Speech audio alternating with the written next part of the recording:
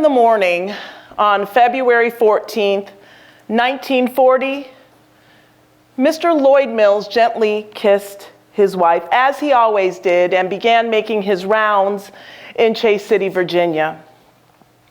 He was a businessman and the father of 5 girls and 5 boys. Mr. Mills was very outspoken about the plight of Black and brown people, and he refused to remain being treated as though he were only 3/5 a person. This raised eyebrows in the white community down in Southern Virginia. And although warned about his discourse, he remained absolutely steadfast in his beliefs. So that day, morning turned into afternoon, afternoon turned into evening, and evening completely melted away into the darkness. Naturally, his wife became worried. She finally breathed a sigh of relief when she heard the familiar whinny of his horse. Her husband was home. But much to her horror and much to her dismay, she came outside to greet a corpse. My grandfather's horse jumped during thunder and lightning. His foot was stuck in the stirrup, and he was dragged home to his death.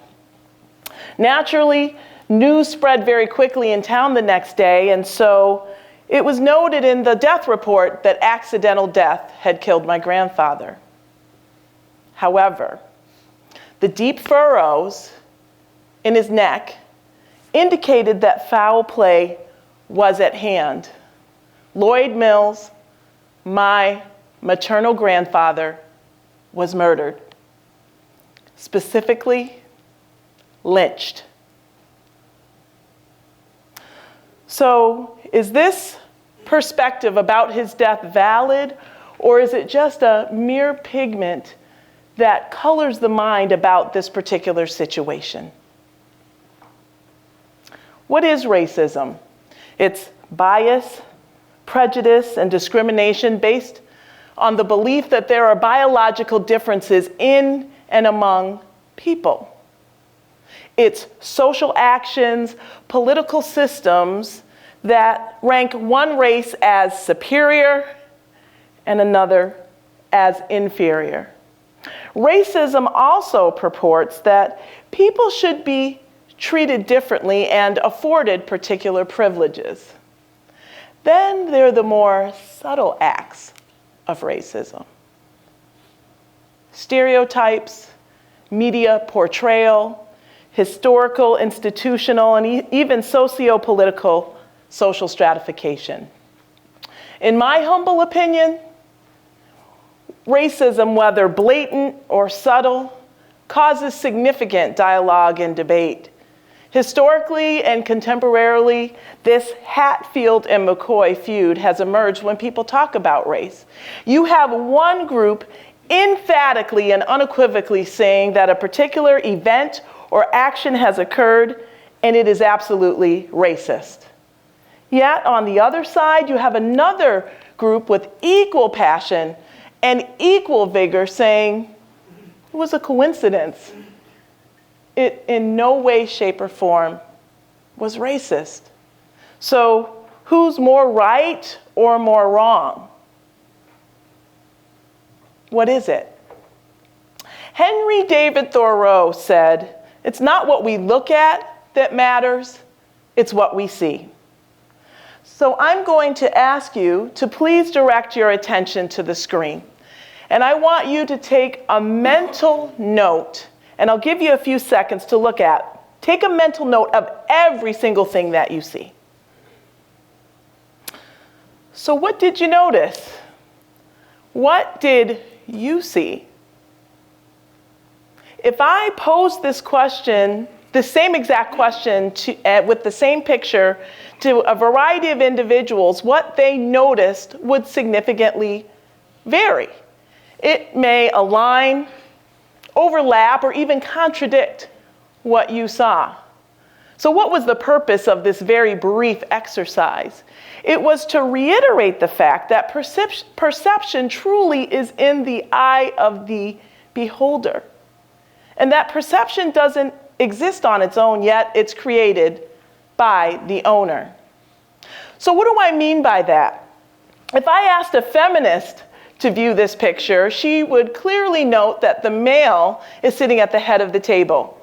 And although there are 3 males and 3 females, why is it that a man always has to be in charge? The sociologist might note interactions and behaviors of this particular group of individuals and take a look at the culture, the social organizations or processes that they are involved in. The civil rights activist, and I will say what I noticed first about this picture is why is the only character in this picture who has tint to their skin sitting alone in a completely different chair? And that white privilege, bias, and segregation is completely evident in this picture. Again, mere pigments of the imagination. What I'm suggesting to you is that we must shift the paradigm, because when we talk about race, it's usually judgmental and it either has merit or fault. What I'm submitting to you today is that we need to really take a closer look at what is behind the beliefs and the attitudes relative to race. So you might ask me, well, how do we do that? How do we get there? First, it's important to take a look inside of yourself. We all have things that we get completely disgusted about with other people. We have absolutes, we have non-negotiables that lead and guide our daily interactions. But in my opinion, when we take a closer look at what's deep down inside, it helps us to have a better understanding of how we interact with the world. The second thing is to participate in courageous conversations and to capitalize on teachable moments. So here is where some offense may come into play. I used to get extremely irritated when white people would ask me what I call dumb questions. So, when the summertime comes and the sun comes out, Lesli, when that happens, does your skin get darker or does it get lighter? I was asked that this summer while on vacation. Lesli, your hair changes quite a bit. Sometimes it's short, sometimes it's long. Is it real? Can I touch it? Do you wash it? And then lastly, and this is where the lean-in occurs and it becomes more of a hush tone. So Les, is it true that once you go black, you never go back? So, I've matured over time when I've been asked these questions and others, and I'm able to approach it from a place of not being defensive, but one that educates and informs and digs deeper. Lastly, we must put ourselves in uncomfortable situations. When is the last time that you were in a space that was completely unfamiliar to you? I know that it's so easy to hang out with people who look like us, who think like us, because I tend to do that. But we have to step outside of our racial comfort zones and mix with other people who are different from us. Try attending a cultural event. Try immersing yourself in a different environment. Do something uncommon. 77 years ago, on the day of love, Valentine's Day, Mr. Lloyd Mills spoke his truth, and he paid the ultimate price with his life. I did not have the opportunity to grow and learn from him. That opportunity was stolen from me because of hatred, because of fear, and because of ignorance. Talking about racism is tough. Challenging Systems and structures that are seeped in privilege are extremely difficult and uncomfortable, but is extremely necessary. Now, you may think that I'm just this angry black woman with a chip on her shoulder because of my family history or because of my personal and professional experiences. But racism and race relations are at a precipice. In a recent Gallup poll, 46% of Americans indicated that race relations are either somewhat bad or very bad. So I'm asking you to flip the script today and take and make the steps towards understanding, information seeking, and truly holding your own mirror up to nature.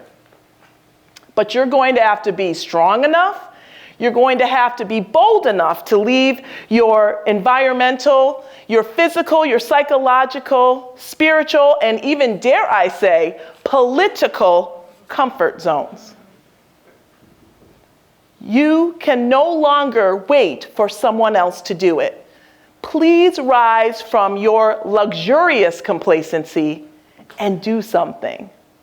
Now, I'm a realist, and I know that I can't do everything, but I can do something, and I refuse to let what I cannot do interfere with what I can do. So I close by posing 3 simple questions for you to cogitate and hopefully act upon. If not us, then who? If not right now, then when? And if not here, then where? I beg of you, I beseech you to please not let Lloyd Mills, my grandfather's death, be in vain. Don't let him become a pigment of your imagination. The journey of 1,000 miles yet begins with a single step. It's completely up to you.